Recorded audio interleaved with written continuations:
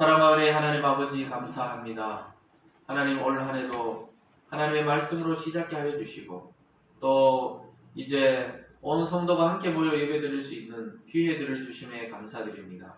하나님 하지만 이 모양 저 모양으로 아직까지 예배 가운데 나오지 못하고 또 마음의 두려움과 질병으로 또 고통받는 성도들이 있습니다.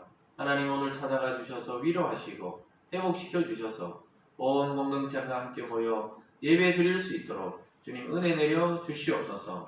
오늘 또 말씀을 통해 은혜 받고자 합니다. 하나님 세상에서 가져왔던 많은 생각들을 내려놓고 하나님의 말씀으로 새롭게 되고 변화되고 은혜 충만하여 돌아갈 수 있도록 주님 복 내려 주시옵소서. 감사드리며 예수님 이름으로 기도드리옵나이다. 아멘. 오늘 본문을 중심으로 너는 누구냐라는 제목으로 말씀을 잠시 증거하겠습니다. 이제 4주간 비대면으로 예배드리다가 오늘부터 이제 완전하게 회복되어서 예배드릴 수 있지만 아직까지도 직장이나 또 가정에서 또 질병으로 고통 때문에 나오지 못하는 우리 성도님들께도 같은 은혜가 있기를 주님의 이름으로 축원드립니다. 얼마 전에 우리나라 아주 유명한 화성 연쇄 살인 사건의 그 진범이 밝혀진 적이 있었습니다. 다른 범죄로 이미 감옥에 가 있었는데 나중에 보니까 그 사람이 진범이다 이렇게 해서 물론 공소시효라는 것이 다 지나가지고 그 범죄를 통해 처벌할 수는 없지만 이 사람이 다른 범죄 때문에 이미 들어가 있었는데 자기가 자백을 했습니다. 그래서 자백하고 또 자기가 지난 거에 대해서 이제 후회한다 뭐 이렇게 또 그리고 이 사람 대신 한 명이 잡혀서 감옥살이 한 사람이 있었습니다. 이 전체 살인사건이 아니고 뭐 그 중에 1차, 2차, 3차 중에서 그 8차인가요? 하여튼 뭐 그 사건을 저질렀다 그래서 무고하게 잡혀 들어가서 옥살이를 무려 20년 가까이 옥살이를 한 사람이 있었습니다. 실제 범죄를 저지른 사람은 따로 있었는데 이 사람이 억울하게 20년을 옥살이를 한 것입니다. 근데 이 사람이 약간 이제 보통 사람보다는 약간 지능이 약간 떨어지는 분이었더라고요. 그래서 자기가 왜 그러냐, 나중에 그냥 받아들였답니다. 자기의 운명이다. 이게 자기의 운명이다. 자기가 감옥 가서 죽이지도 않았지만 이렇게 사는 것이 운명이라고 받아들였다.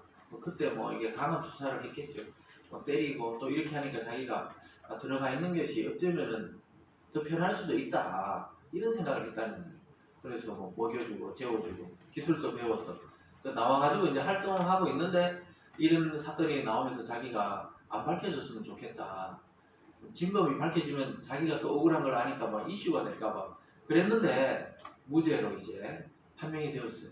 이미 옥살이 살 것 다 살고 청춘은 다 지나가고 이분이 아마 50대 후반쯤 된 것 같은데 그렇게 해서 이 감옥에서 나와서 생활하고 있었는데 진범이 밝혀지면서 다시 재판을 해가지고 작년에 무죄가 선고되고 이제 뭐 나라에서 이제 보상을 해야 된다. 뭐 그 절차가 이제 진행되는 걸로 알고 있는데 참 다행스럽지만 그분의 그 청춘이 이 30대가 이 감옥에서 썩었다는 것은 참 우리가 인간적으로 보면 누가 만약에 돈 1억을 준다고 감옥 1년 살라면 살겠습니까? 안 살지요 보통. 근데 어떻든 간에 돈으로 보상할 수 없지만 그래도 보상을 해야 되겠죠. 국가가 이제 책임지고 그 당시에 이 재판을 잘못했기 때문에 참 그때 좀 무식했다 하더라고요. 이 방법이 무식했는데 어쨌든 간에 진범이 밝혀졌어요. 그 요즘에 수사 기법 중에는 이 거짓말 탐지기라는 게 있잖아요. 손을 딱 넣거나 이렇게 해서 이 거짓말인지 아닌지를 밝혀내는데 상당한 수준으로 발전했기 때문에 거의 들통이 난다고 하더라고요. 근데 이것도 또 무사히 통과하는 거 아주 강심장들이 있어요. 그래서 그냥 뭐 사람들을 속이는 경우도 있지만 결국은 무사히 통과해도 하나님께서는 각 사람의 인생을 다 살펴보시고 결국 나중에 심판을 하신다는 사실을 우리는 성경을 통해 알게 됩니다. 그래서 거짓말이라는 것은 영원한 것이 없어요. 거짓말은 반드시 들통이 나게 되어 있고 거짓말이 진리가 될 수 없다는 사실을 보여주고 있습니다. 그러니까 아이들 보면은 임시로 막 부모님들이 화낼 때 애들이 막 속이려고 그러잖아요. 자기가 해놓고 잘못 안 했다고 막 거짓말로 둘러댈라 하는데 어른들 눈에 보면 어떻습니까? 그게 애들 키워보면 잘못했지 하면 애들이 막 막 이런저런 핑계를 대는데 어른들 눈에 보면 어때요? 다 보이죠? 그리고 막 커서 어른들끼리는 잘 속이지만 애들 속이는 건 어른들이 잘 압니다. 다 보면 요놈이 요거 거짓말하고 있구나 하면서도 부모님들이 어떨 때는 그냥 눈 감아주고 넘어갈 때도 있습니다.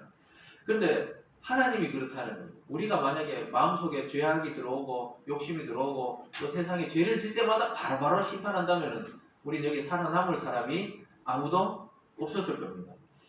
그런데 하나님이 그냥 봐주는 거예요. 회개하고 돌아오겠지 기다리시는 겁니다. 언제까지요? 이 생을 다할 때까지 기회를 주세요. 그 전에 돌아오면은 하나님의 구원에 이르게 되는 것입니다. 지난주에 같이 우리가 야곱과 어머니가 그 계략을 짜서 아버지를 속이고 또 형의 축복을 자기가 받고 막 이러는 모습을 봤잖아요. 그리고 아버지는 진짜 지난주에 보니까 쏟고 야곱에게 축복을 해줍니다. 음성은 야곱의 음성인데 몸을 만져보니까 이 에서의 몸이다 이렇게 하면서 막 헷갈려가지고 결국은 축복을 해주고 말았습니다. 그런데 곧 들통나요. 야곱은 이제 좋았겠죠. 나 이제 축복을 받았다.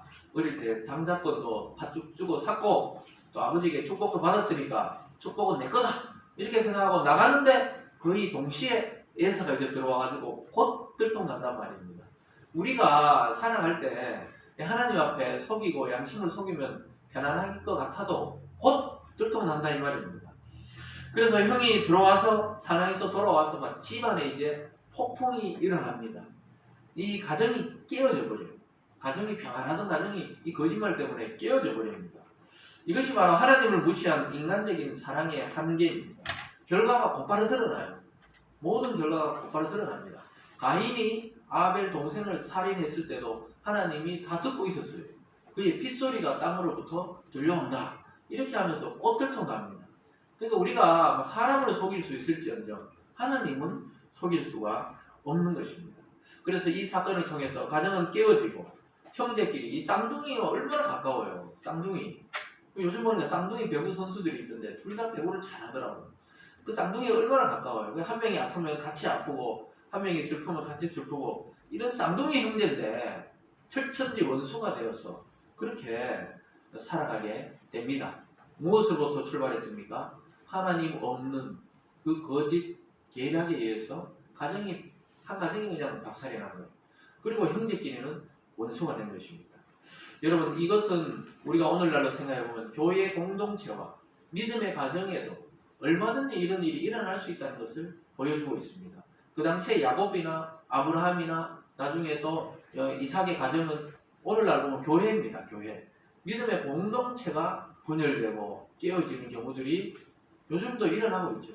그것은 바로 인간적인 계략과 인간적인 사랑과 정에 의해서 모든 것을 판단하고 하다가 보면 그런 일이 일어나는 것입니다. 그러면서 오늘 이 질문은 이삭이 에서에게 너는 누구냐 한 질문이지만 오늘 좀 우리가 영적으로 적용해서 하나님이 저와 여러분에게 너는 도대체 누구냐? 너는 참된 성도냐? 너는 참된 집사냐? 참된 검사냐? 참된 목사냐? 이렇게 질문하는 것으로 우리가 받아들이면서 정말 이 시대에 말씀을 붙들고 참된 성도와 또 참된 교회로 또 참된 직분자로 살아가는 은혜가 있기를 주님의 이름으로 축원드립니다. 오늘 첫 번째로 보면요. 사냥에서 돌아온 에서가 축복을 요청하는 장면이 나옵니다. 당연히 축복은 자기가 받을 것이라고 생각했어요. 왜냐? 아버지가 원래 이야기했잖아요. 에서야, 사냥해서 맛있는 요리를 해오면 내가 먹고 마음껏 축복해줄게. 그 두 명만 아는 이야기인 줄 알았거든요. 밖에서 부인이 듣고 있다고 생각도 못하고 이야기한 내용이었습니다. 그랬으니까 에서는 그 이야기만 듣고 나가가지고 사냥인데 그날따라 또 사냥이 잘 됐어요. 사냥을 잘 돼가지고 요리를 해가지고 왔던 것입니다. 집안에서 그동안 무슨 일이 있었는지 아무도 몰랐어요. 에서는 몰랐습니다. 엄마와 동생이 짜고 아버지를 속여가 축복을 받은 줄 전혀 모르고 있었습니다. 그 상황에서 그냥 딱 사냥을 해가지고 와서 아버지에게 요리를 쫙 별미를 만들어가지고 다 갖다 드렸어요. 이제 축복을 해주세요. 이렇게 갖다 드렸습니다. 여러분 이것은 마치 바깥의 일만 돌아보다가 집안일을 못 돌보는 그 예전에 아버지들이 많이 그랬습니다 사실. 왜냐하면 그걸 욕하는 게 아니고 워낙 바쁘니까 밖에서 돈 벌어야 되고 가족을 부양해야 되고 요즘처럼 맞벌이나 뭐 이런 게 아니었거든요. 가족들이 같이 버는 게 아니고 혼자 거의 일을 해가지고 가족을 먹여 살리다 보니까 또 예전에 왜 한참 경제 개발할 때 사우디나 쿠웨이트 이런 데 가서 그 기름 그런 데 가서 일하고 이랬거든요. 그래서 집이 어떻게 돌아가는지 몰라가지고 나중에 뭐 가정이 많이 파괴되고 깨어지는 것이 많았어요. 왜냐하면 가정이 어떻게 돌아가는지 알 길이 없죠. 일하는 데 집중하다 보니까. 에서가 그랬다는 거예요. 에서가 사냥하기 좋아하고 또 덜 사람이고 이러니까 항상 믿음의 공동체 안에 이삭의 그 주관 안에 살면서도 뭐가 그러는지 몰랐어요. 자기 집에 뭐가 이게 복인지 몰랐어요. 바퀴 자꾸 돌아다니니까 요즘 말로 하면 교회 예배는 와요. 주일도 오고 뭐 수요일도 오고 예배는 엄청나게 오는데 하나님에 대해서 모르는 겁니다. 그럴 수 있나요? 그럴 수 있어요. 교회 계속 다녀도 자기를 향한 하나님의 뜻을 발견하지 못하는 사람이 굉장히 많습니다. 오늘 말씀을 잘 듣고 나를 향한 하나님의 뜻과 그 축복을 발견하셔야 됩니다. 그래서 그 복을 붙잡아야 진짜 헛 인생을 사는 것이 아니고 참된 그리스도인으로 살아가는 게 되는 것입니다. 야곱은 어땠습니까? 뭐 들러 나가서 사냥도 못해요. 요즘 말로 하면 돈도 안 벌어와요. 그리고 뭐 직장도 없어요. 그런데 야곱은 특징이 뭡니까? 엄마 옆에 있으면서 엄마를 통해 하나님이 주신 언약을 붙드는 겁니다. 하나님이 너 베비 임신했을 때 너에게 축복을 준다 그랬다. 그리고 너희 아버지의 할아버지 그 아브라함이 하나님께 약속받았는데 그걸 아버지 이삭이 받았거든. 너는 그걸 차지해야 된다고. 이렇게 자꾸 엄마가 가르쳐줬어요. 그 주위의 친척이나 종들도 야곱이 축복받는 사람이라는 걸 알고 있었어요. 야곱이 꾀가 많았지만 행동이 약했거든요. 그 들판에 나가 사냥을 못했거든요. 그렇지만 엄마에게 축복에 대한 관심이 있었어요. 이게 중요해요. 교회 오면 뭘 관심 가져야 돼요? 오늘 간식은 뭔가? 오늘 점심은 뭔가? 이게 아니고 말씀이 오늘 나에게 하는 말은 뭔가? 하나님이 오늘 나에게 하시는 말씀은 뭔가? 이것을 딱 붙들어야 됩니다. 그래서 그 축복을 붙들어야 나머지 축복도 전부 자기께 되는 겁니다. 진짜 욕심이 있는 사람은 하나님께 매달려요. 왜냐? 하늘에서는 다 보고 계시니까 하나님을 내 것으로 붙드는 자는 진짜 인생에 성공하고 축복을 받는 사람이 되는 줄 믿으시기 바랍니다. 그래서 에서는 어땠냐? 별로 관심이 없었어요. 아버지가 소위 말해 목회자죠. 예? 이삭이 지금 목회자예요. 소위 말해. 그 당시에는 가족에서 제사를 드렸으니까 하나님께. 이 이삭의 가정에 살면서도 이 맞이는 뭐 형식적으로 그냥 예배만 드리고 밖에 빨리 나가지고 사냥하고 친구들하고 놀고 또 막 동물을 잡고 이런 걸 좋아했기 때문에 뭐 축복거리고 장작거리고 자기 관심이 없었어요. 그러다가 야곱에게 그냥 팥죽 한 그릇에 막 엄청난 그 인생에 달린 장작권을 판단 말이에요. 그렇게 관심이 없었습니다. 근데 야곱은 어떻게 해요? 하나씩 챙기고 있었어요. 야곱은 엄마인데 들었기 때문에 형님들 축복권, 장자권도 받고 왜냐 그 당시 장자가 2배의 축복을 받는 걸 아니까 형이 배고파서 오니까 팥 좀 먹고 내인데 파세요 하니까 그래서 내가 지금 배고파 죽을 지경인데 뭔 장자권이 필요하냐고 홀딱 팔았는데 그게 지금 나중에 보면 큰 후회로 돌아옵니다. 그래서 여러분 우리가 아이들을 키우고 교회에서 또 믿음의 후손들을 키울 때 중요한 것은 뭐냐? 교회에서 절대로 이 성도끼리 다투는 걸 보여주면 안 돼요. 이 가정에서도 부부끼리 다투기도 하지만 다투면 반드시 화해하는 걸 보여줘야 됩니다. 그리고 부부끼리 반드시 안 싸우는 부부가 세상에 어디 있어요? 다 싸우지만 아이들 앞에서 또 화해하는 걸 보여줘야 돼요. 반드시. 그래야 아이들이 이 부모에 대한 것, 또 결혼에 대한 것, 남자와 여자에 대한 그 관점이 바르게 자라기 때문에 그렇습니다. 그래서 안 싸울 수는 없지만은 선을 넘으면 안 되고 싸워도 반드시 아이들 앞에서 이 신앙인의 모습으로 회복하는 걸 보여줘야 됩니다. 그것이 굉장히 중요해요. 그래야 아이들이 자랄 때 나는 결혼에 대해서 아이들이 바른 관점을 가지지. 나는 결혼 안 하려고 해요. 나 엄마처럼 안 산다고 해요. 아빠처럼 안 산다고 해요. 그런 경우 있거든요. 예를 들어서 믿음의 교회들도 저렇게 싸우는 교회, 저렇게 싸우는 공동체 같으면 무슨 예수가 필요하냐고. 나 교회 안 나간다고. 그렇게 이야기한단 말입니다. 그래서 우리가 아이들을 키우고 또 믿음의 후손들을 키울 때 가장 중요한 게 뭐냐? 하나님의 언약과 말씀이 무엇인지를 가르쳐야 합니다. 그리고 그런 걸 가르치는 게 어딥니까? 가정이에요, 가정. 오늘 이 이삭과 리브가의 가정에서 엄마 아빠가 의견이 충돌되면서 아이들이 원수가 되어버리는 일이 일어났잖아요. 물론 하나님의 뜻으로 야곱이 복을 받게 되어 있지만 그 과정이 선하지 않았다는 거예요. 아픔이 있었다는 겁니다. 그래서 그런 신앙적 가치관을 가리키는 것은 두 곳밖에 없어요. 가정과 교회에서밖에 가리킬 수가 없어요.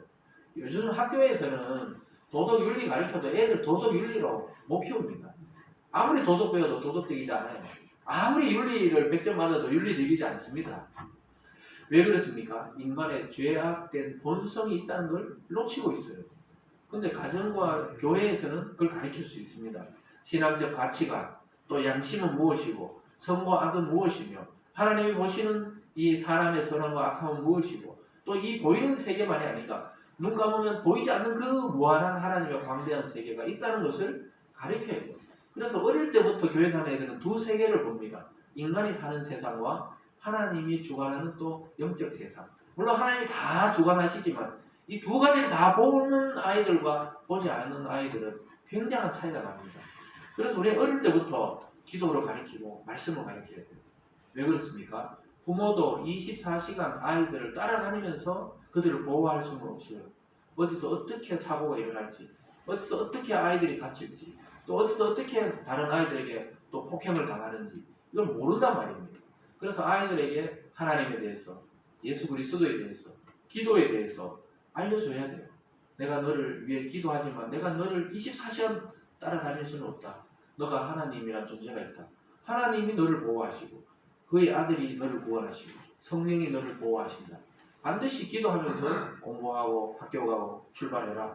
이런 것을 가르쳐줘야 된단 말입니다. 왜냐? 부모들은 한계가 있어요. 연세 드시고 또 결국 돌아가시고 그럼 어떻게 자식을 끝까지 봅니까? 결국 하나님께 맡겨야 될 줄 믿습니다. 그래서 어쨌든 아무것도 모르는 애에서는 당당하게 아버지 앞으로 나가서 축복을 달라고 하나님 앞에 축복이 아니라 아버지께 마음껏 축복 달라고 오늘 요청합니다. 30절과 31절 말씀 함께 읽습니다. 이삭이 야곱에게 축복하기를 마침에 야곱이 그의 아버지 이삭 앞에 나가자 곧 그의 형 에서가 사냥하여 돌아오니라. 그가 별미를 만들어 아버지에게 가지고 가서 이르되 아버지여 일어나서 아들이 사냥고기를 잡수시고 마음껏 내게 축복하소서. 딱 사냥에서 돌아왔어요. 야곱이 축복받고 나가자 말자. 야, 잘못하면 들통날 뻔했죠. 그 당시에 바로. 나가자 말자 이삭이 들어와가지고 별미를 만들어가지고 아버지께서 잡수시고 마음껏 내게 축복하소서. 사실 이삭은 이미 마음껏 먹고 축복하고 누워있었거든요. 이제 다 이루었다 생각하고 이제 하나님의 뜻을 다 이루어서 이제 에서에게 축복했다 생각했죠. 축복해서 내 뜻대로 됐구나 하고 누워있는데 갑자기 에서가 들어와가지고 아버지 축복해주세요. 이거 한번 드라마처럼 생각을 해보세요. 깜짝 놀랄 일 아닙니까? 아버지가 편안하게 누워있다. 깜짝 놀라서 일어나서 너는 누구냐? 이것이 오늘 두 번째입니다. 너는 누구냐? 이삭의 반응이요. 아버지 이삭의 반응이 너는 누구냐? 내가 조금 전에 에서라고 축복을 해준 놈은 누구고 너는 누구냐? 깜짝 놀라서 일어납니다. 기가 막힙니다. 나 이미 별미를 먹고 별미에 너무 집중해서 그래요. 맛있는 음식 먹고 축복하려고 그러다가 그래요. 바로 축복해줬으면 에서인데 해줬을 건데 뭐 먹고 뭐 축복을 하고 이게 벌써 하나님 뜻이 아니라는 겁니다. 가득 음식을 먹고 축복해줄게요. 그거는 그 음식에 감동해서 주는 거지 하나님 축복이 아니에요. 하나님 축복은 하나님이 감동 줄 때 언제든지 할 수가 있는 것입니다. 야, 근데 이삭이 갑자기 두려워졌어요. 아니 도대체 내가 축복한 사람이 누구냐? 내가 하나님의 이름으로 축복이기 때문에 변경할 수 없는 그 축복을 받은 놈은 도대체 누구냐? 두려워하고 뜹니다. 32절과 33절입니다. 시작. 그의 아버지 이삭이 그에게 이르되 너는 누구냐? 그가 대답하되 나는 아버지의 아들 곧 아버지의 맏아들 에서로소이다. 이삭이 심히 크게 떨며 이르되 그러면 사냥한 고기를 내게 가져온 자가 누구냐? 내가 오기 전에 내가 다 먹고 그를 위하여 축복하였은즉 그가 반드시 복을 받을 것이니라. 이삭이 이야기합니다. 네가 에서냐? 그러면 조금 전에 온 에서는 누구 에서냐? 둘 다 에서인데 도대체 내가 먹고 축복을 해줘버렸는데 그가 복을 받을 것이다. 이제 더 이상 빌 하나님의 복은 없다. 왜냐하면 이게 언약적인 축복이기 때문에 막 변경할 수가 없거든요. 우리가 예를 들어 아파트 계약을 했어요. 도장 찍었어요. 돈 다 줬어요. 들어가 보니까 막 물이 새요. 그거 쉽게 변경할 수가 없어요. 이미 계약서 도장 찍고 눈으로 확인했는데 보니까 비 오는 날을 확인 못했는데 비 올 때 비가 막 쏟아져요. 그러니까 옛날 기억이 나네요. 막 여름에 언젠가 막 집에서 막 비가 쏟아진 적이 있었는데 야 집에서 비가 쏟아진다고 생각도 못했는데 비가 쏟아진 적이 있었어요. 그런 것처럼 어떡할 때 그걸 확인을 못한 거죠. 이미 계약서를 찍었기 때문에 그거는 변경할 수 없는데 하나님의 축복도 그렇거든요. 함부로 변경할 수가 없어요. 그래서 야 네가 애서면 내가 조금 전에 애서라고 축복해 준 사람 누구냐 이러면서 심히 떱니다. 나이가 들어서 뜬 게 아니에요. 하나님의 역사에 대해서 갑자기 생각이 든 겁니다. 아, 내가 사랑하는 아들, 맏아들에게 축복해주고 싶어도 하나님은 결국 야곱을 축복했구나. 이걸 깨달으니까 자기의 그 수치심, 또 하나님의 뜻에 반대했던 거에 대해서 두려운 겁니다. 또 한 가지는 야곱이 이놈이 나를 속였다는 데에서 또 자식에 대한 분노도 같이 있었어요. 그 동시에 그게 일어나면서 막 놀랐던 겁니다. 깜짝 놀랐어요. 이때 잘못하면 이삭이 죽을 뻔한 거예요. 깜짝 놀라가지고. 그런데도 그 이후에 한 40년 가까이 더 삽니다. 자기가 죽을 줄 알고 미리 축복해줬는데 죽지도 않고 오래 살아요. 오히려 아내가 빨리 죽었어요. 결국 하나님의 뜻대로 이루어져서 놀라서 떨고 있는 것입니다. 여러분 에서에게 그런데 분명하게 말해요. 더 이상 축복은 없다. 네가 진짜 에서라도 축복은 없다. 내가 이미 에서인 줄 알고 야곱을 축복해버렸다. 이렇게 이야기를 했단 말입니다. 참 여러분 이것을 보면 인간적으로 아무리 깨를 써도 결국 하나님이 이미 뱃속에서 큰 자가 작은 자를 섬기고 너를 이어서 축복을 이어갈 자는 야곱이라고 하나님이 이미 태어나기 전에 말했잖아요. 그 축복대로 돌아간 겁니다. 참 이것을 보면 우리도 깨를 부리잖아요. 말씀을 들을 때 참 이렇게 살고 저렇게 살고 또 어려운 말씀을 좀 피하고 싶고 이러는데 결국 그 길을 가게 돼요. 누가 목회하고 싶어서 목회하는 사람이 있습니까? 목사님들이 진짜 목사라면 목사 되고 싶은 목사 된 사람 아무도 없어요. 제가 원래 꿈은 뭡니까? 아는 분은 다 알지만 이 목사를 하고 싶었던 꿈이 아니에요. 근데 왜 그렇습니까? 하나님의 부름이라는 게 있어요. 이걸 참 설명하기 힘들어요. 이걸 영어로는 콜링이라 그러고 우리는 소명이다 이렇게 말해요. 하나님이 계속 부르는 거예요.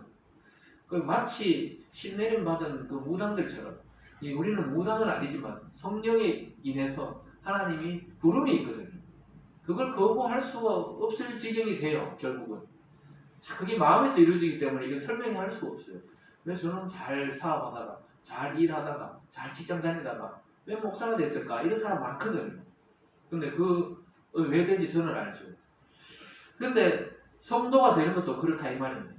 여러분들이 내가 성도 되어야지 나는 태어나서 54살 먹을 때 반드시 교회 가서 구원 받겠다 이런 사람 아무도 없잖아요. 어느 날 누군가에 의해서 복음을 듣고 하나님 부름을 그렇게 초청받는 거예요. 어느 날 보니까 내가 성도가 되어 있는 겁니다. 믿고 싶어 믿는 게 아니라 어느 날 믿어져서 내가 믿고 있는 거예요. 믿습니까? 그것이 하나님이 우리를 이렇게 이끌어오는 작전입니다. 작전. 처음부터 꽉 쪼면은 아무도 말을 안 듣죠. 팍 도망가죠. 처음부터 네가 예를 들어 목사해야 된다. 팍 도망가죠. 왜냐하면 요나 보세요. 요나 팍 도망가잖아요. 내가 제일 싫어하는 원수 니느웨 땅에 가서 복음을 전하니까 바로 도망갔어요. 제일 먼 다시스로.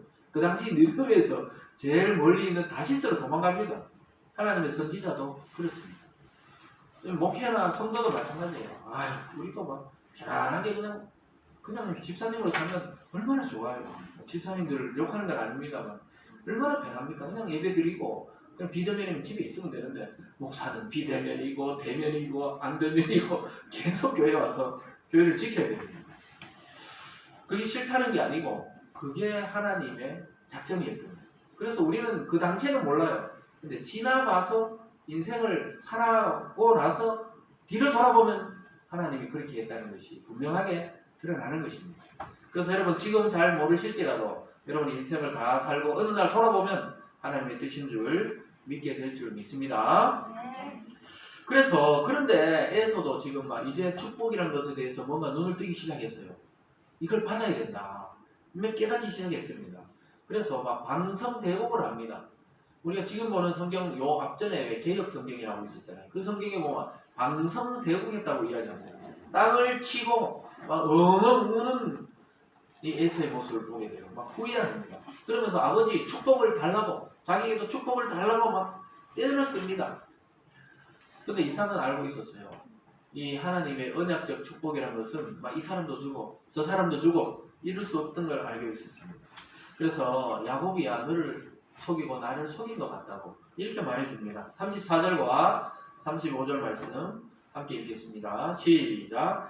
에서가 그의 아버지 말을 듣고 소리내어 울며 아버지에게 이르되 내 아버지여 내게 축복하소서 내게도 그리하소서. 이삭이 이르되 내 아우가 와서 속여 내 복을 빼앗았도다.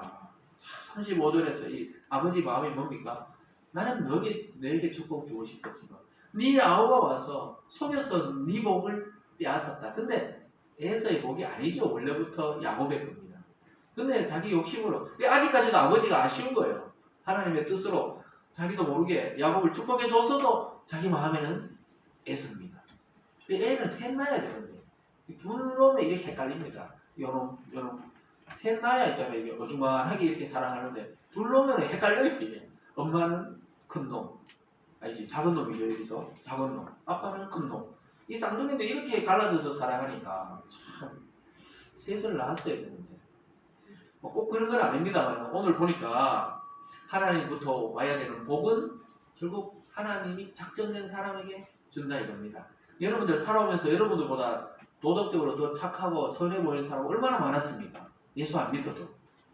우리가 보통 예수 믿어도 니 왜 그러노 이러는데 그러면 이렇게 대답하세요. 이제 내가 예수 믿어다 이 정도다 그래도 아니면 넌 착살이 났다 이렇게 말해줘야 됩니다. 근데 그렇게 착하고 선해 보이는 사람이 왜 구원을 못 받고 왜 좀 악해 보여도 예수 믿으면 구원 받느냐? 어떻게 압니까? 모르지요. 몰라요. 야곱이 이렇게 속이고 사기치고 이래도 축복을 받고 에서는 좀 무시겠지만은 그냥 양심적으로 살았는데도 축복은 야곱에게 갔다고요.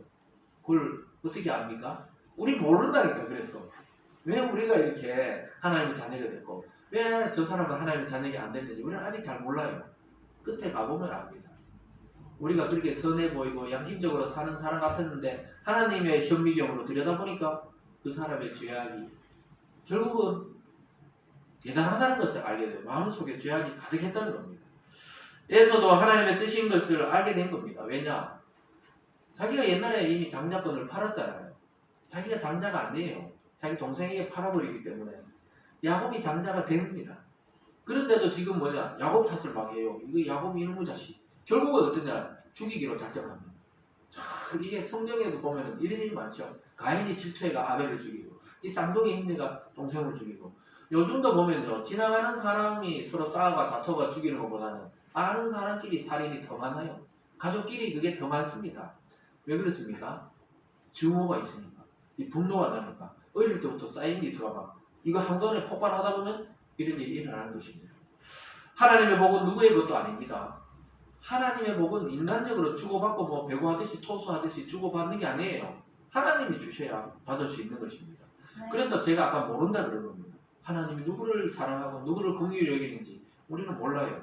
하나님이 그냥 긍휼히 여길 자를 긍휼히 여기고 사랑할 자를 사랑하시는 것입니다. 구원도 이와 똑같습니다. 구원을 우리가 작정해서 받을 수 없어요. 하나님께서 택하시고 부르셔서 은혜 주셔서 어느 날 믿게 하시고 교회로 나오게 하시고 구원에 이르게 하시는 것입니다. 그래서 구원은 하나님으로부터 시작된 일입니다. 여러분 비가 올 때 비가 와야지 내가 11시 12분 52초에 비를 딱 맞아야 되겠다 하고 비를 맞습니까? 걸어가다 보니까 비가 온 거잖아요. 무슨 말인지 아시겠죠? 인생을 살아가시다 보니까 어느 날 그냥 내가 예수를 믿고 있는 거예요. 어느 날 돌아보니까 정신 차려보니까 예수를 믿어요. 근데 옛날부터 믿어온 것처럼 나는 느껴요. 그런 경험 많이 하시죠? 저도 중간에 교회를 한참 안 다녔거든요. 고백하지만은 한참 안 다녔는데 그래도 안 다녔다는 기억이 없어요. 늘 다녔는 걸로. 그러니까 우리가 어느 데서 예수님 믿으신 분들 계시잖아요. 근데 우리가 늘 예수님 안에 있었던 것처럼 느끼잖아요. 그러니까 참 신기한 겁니다. 이게 바로 신비예요. 기독교의 신비가 이런 것입니다. 그래서 하나님으로부터 시작되기 때문에 우리는 잘 깨닫지 못할 때도 많아요. 지금도 우리가 어느 방향으로 교회가 또 어느 방향으로 가정이 어느 방향으로 내 인생이 흘러가는지 잘 모르는데 어느 시점에서 우리의 삶을 한번 곱씹어보고 되돌아보면 기가 막히게 하나님이 그때 그 시간에 그 일을 하게 하셨고 그 사람을 만나게 하셨고 또 그곳에 가게 하셔서 구원을 이루게 하시고 또 사고를 피하게 하시고 또 생명을 건지게 하셨다는 것을 깨닫게 되는 것입니다. 예수는 그걸 깨달았어야 되는데